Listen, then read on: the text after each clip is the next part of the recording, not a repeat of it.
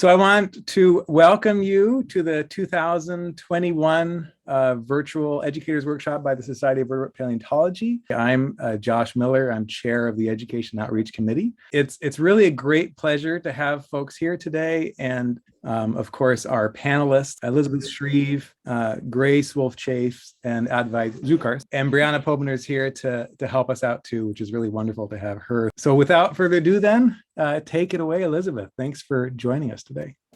Okay, great. Well, it's really a pleasure to be here with the Society of Vertebrate Paleontologists. First disclaimer, I'm not a paleontologist, vertebrate or otherwise, although my undergraduate is in geology. First of all, I write for kids, and I have a recent book, Out of the Blue, How Animals Evolved from Prehistoric Seas. It's kind of soup to nuts on evolution. And I'm a firm believer that you get kids started early, and their minds are sticky. They then later on understand and appreciate and build on those early building blocks that we provide them in the early grades. And evolution, we have some great advantages because kids are nuts about animals, but evolution is not always the easiest thing to teach, and there's a lot of materials to cover.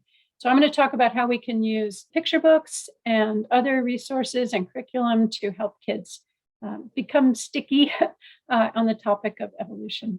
My claim to fame in paleontology is that I house sat for my college advisor one summer, and I didn't realize that he was a genius evolutionary biologist, Stephen Jay Gould, but I did scoop poops for his cats. And eventually, through a circuitous route of other fields, I returned to that early love, geology, paleontology, biology, and plunged full-time into researching and writing nonfiction. Went back to really kind of discovering the wonders of all the fossil resources in our fabulous national parks and other places in the company of Hector the Paleo Dog, who features quite a bit in my videos and my resources for kids. Evolution is really kind of the ultimate story, right? So combining picture book storytelling with science is just such a wonderful challenge. So I'm going to take you through the book that I just had published. We'll look at other resources as well. So this book came to me as a suggestion from my agent, and it's a lot of material, the history of how animals evolved in the oceans and came onto land.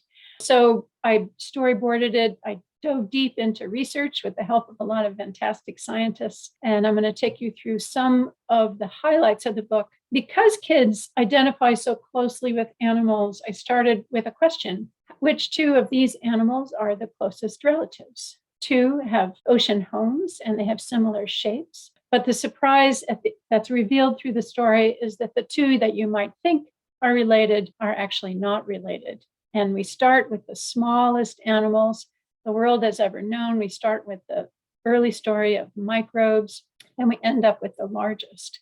And through that process, I take the young readers through the Cambrian explosion, where the major animal groups take shape, to help them understand the sort of time frame and the idea that there are these major groups of animals that took shape in the Cambrian and exist to this day. The Cambrian is a great time also to talk about predation, predator-prey relationships, and food webs. So that's something that I highlight in my curriculum.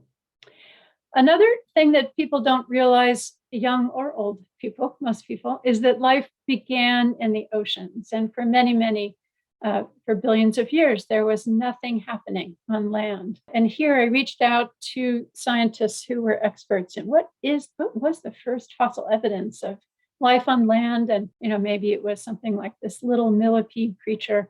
And kids are really fascinated that there was nothing on land. Everything was happening in the ocean until that little millipede crawled onto land. And then the next pages go through the succession of animal groups coming onto land.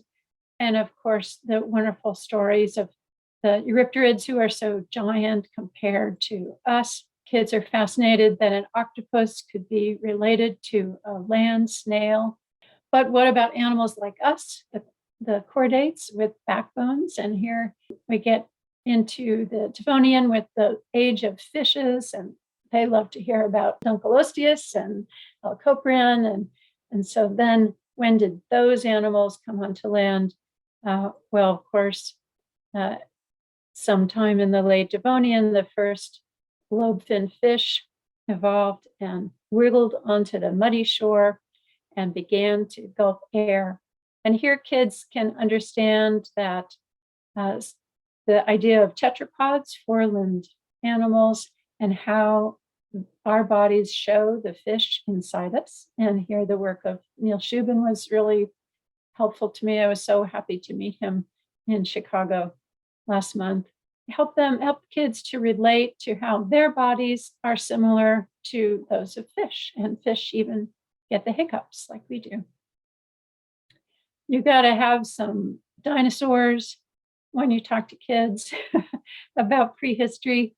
And of course, you got to talk about extinction, not just the KPG extinction, but the Permian. A lot of kids don't realize that there's more than one major extinction event in the history of our planet. And then returning to that first question, which two of those three animals are the closest relatives? So we talk about how mammals diverged and the Pakicetus branch diverged into eventually the hippopotamus group and to the cetaceans, and the biggest animal the world has ever known, the blue whale. And those are highlights from the book with gorgeous artwork from Fran Preston Gannon, who's a fabulous illustrator, lives in London. And this book was published by Candlewick Press in May 2021. This image, I got an email through my website of a mother who said, please, can you make a poster because my kid won't go to sleep unless I'm holding the book open to this picture. And if you had a poster, then my little boy would go to sleep and I could go to sleep too. So I hope maybe we'll make this into a poster. So how to unpack that and how to make that useful to teachers and to kids then became kind of my next challenge, because this book has a lot of material in it and I wanted to make it accessible and useful.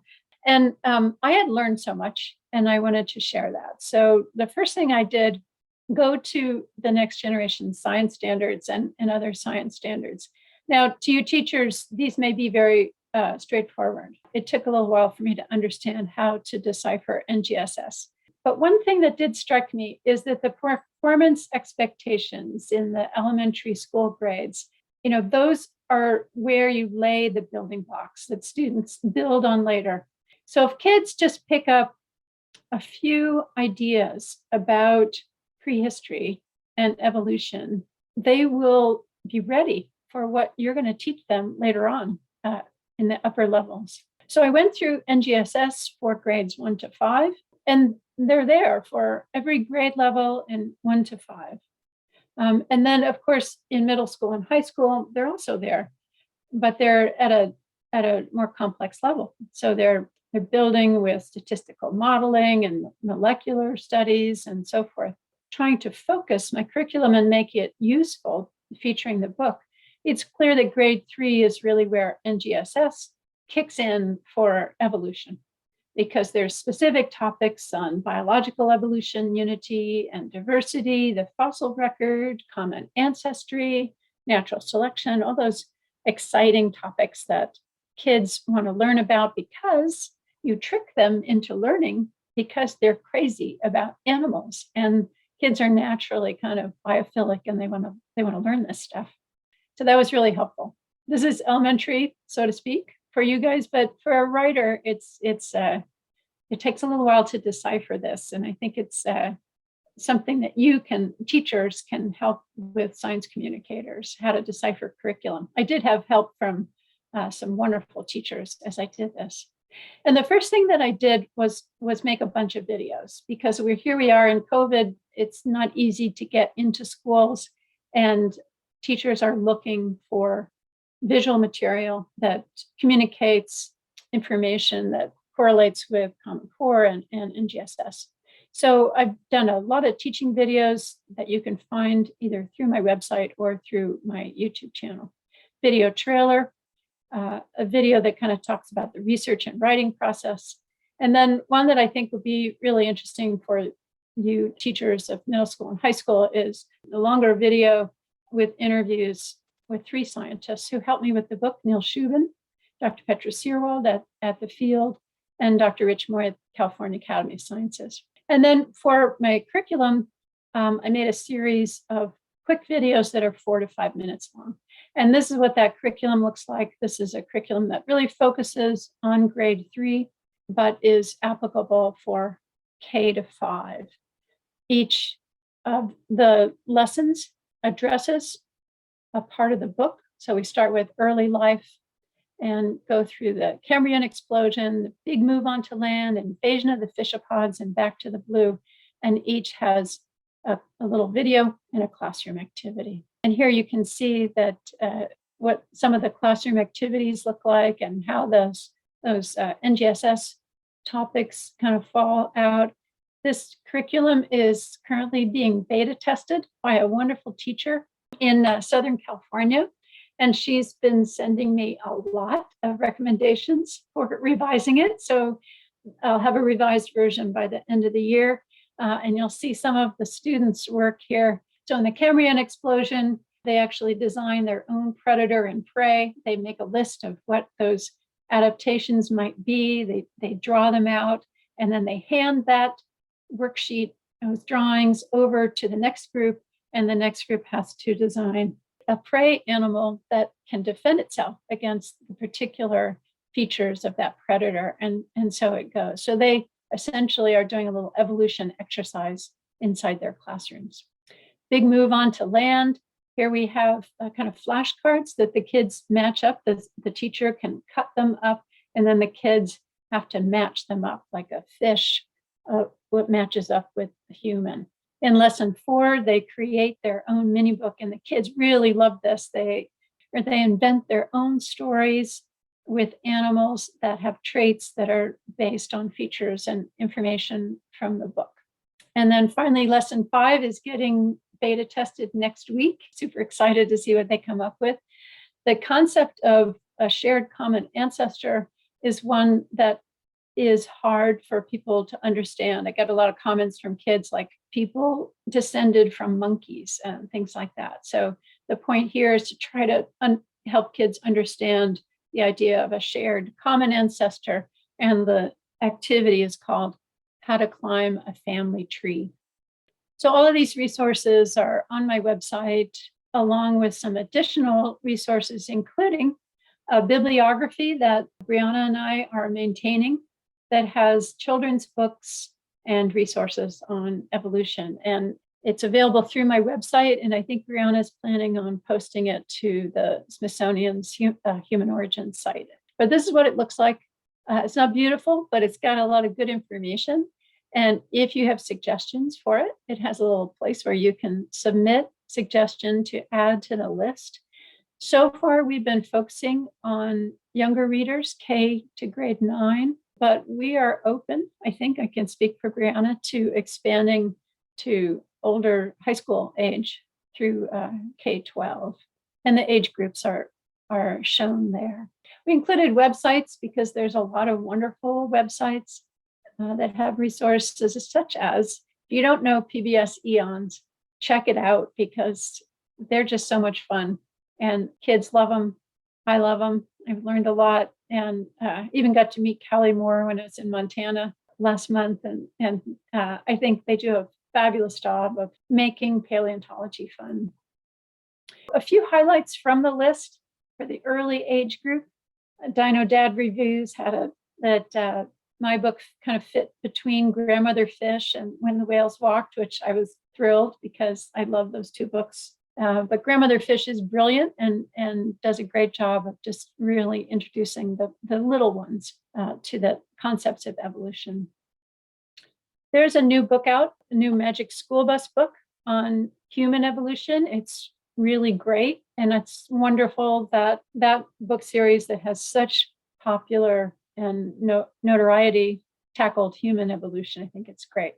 National Geographic's book, When Fish Got Feet, is wonderful, especially for kids that are visual learners. It's because it's got a comic book and a graphic novel spread. Books for kids a little bit older. I think Martin Jenkins' book is excellent for the middle school, early high school group. And of course, Alice Roberts' book is not really a book for kids, but high school kids will love it. So beautifully rich with illustrations and visual material. My friend Pam Turner, fabulous science writer, has a book coming out this spring. I highly recommend it. I've read it. It's beautiful and thoughtful. It's called How to Build a Human. It's with illustrations by John Gertschy, which are, of course, fascinating and terrific. So this is really kind of upper middle grade, high school age. If you can wait a little longer, I had a book announced this week in Publishers Weekly for the upper elementary grades, middle grade, Fast Feet, Big Brain, Story of Human Origins, coming out from Norton Young Readers, and then another book on the evolutionary history of sloths, also coming out from Norton. And in the meantime, if you happen to be at the NSTA conference in Los Angeles next month, please come and say hi. I'm going to be giving a presentation with a teacher friend about creating curriculum for differentiated learners using nonfiction books. So that is my spiel. I just really encourage teachers of middle school and high school levels to support teaching in the younger grades. Even maybe your students would want to go and help out in a classroom. For example, if you've got a unit on evolution, you could go and have your students use this curriculum or another curriculum or other picture books that are on our resources list and help those younger children learn, because there's no better way to learn than through teaching. And also that could really get your students excited about the topic. Everything's available on my website. And now, if anybody has questions, I'm here. Thank you. Thank you so much. Thanks so much, Elizabeth. Appreciate it.